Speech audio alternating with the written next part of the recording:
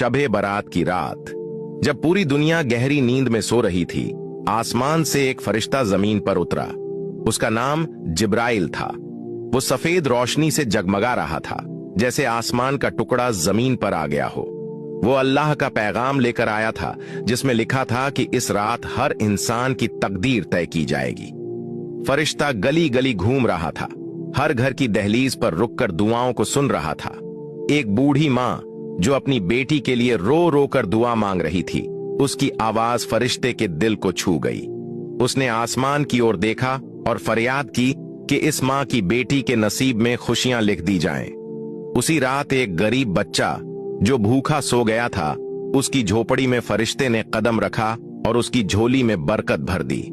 जिब्राइल ने हर उस इंसान की दुआ सुनी जिसका दिल सच्चा था और जो अल्लाह से माफी मांग रहा था।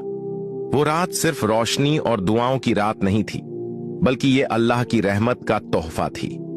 जब फरिश्ता आसमान की ओर वापस जाने लगा, तो उसकी आंखों में इंसानों के लिए दुआओं का सैलाब था।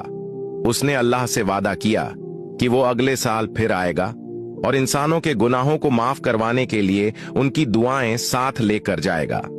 दोस्तों, वीडियोस के लिए हमारे पेज को फॉलो करें